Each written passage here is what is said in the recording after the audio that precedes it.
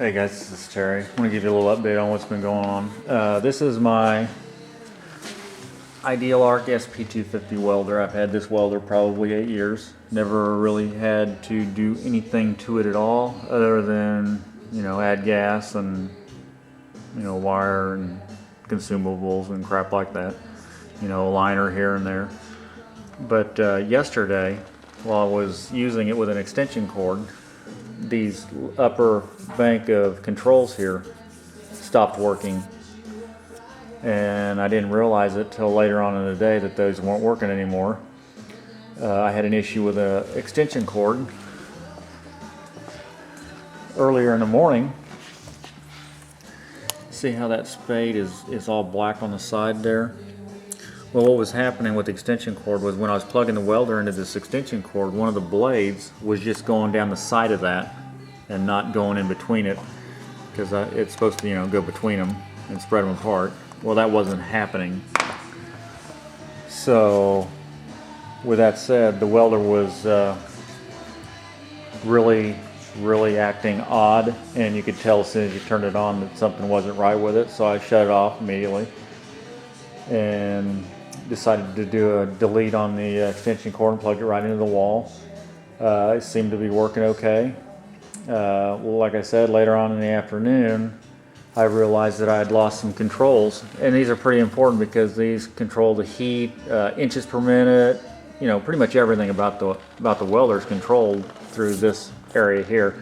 This area here, as far as memory and timers and shit like that, I can probably live without this area, but this here is pretty important. So those were all gone and didn't work anymore. So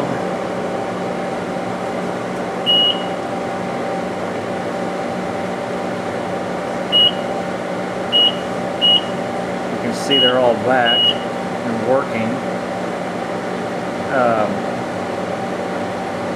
What ended up happening is, I don't know if it was caused by having not a very good contact here, which it probably was, or whatever, but I ended up having to change this circuit board out. This is the old one. You can kind of see in there.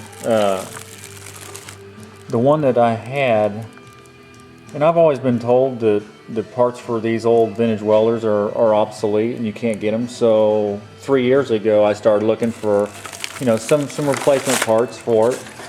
I have a new display for it if the display ever goes out.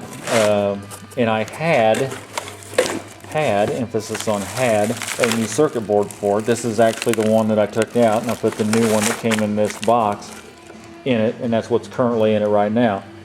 But I did go ahead and Google some stuff to see what the availability of this was.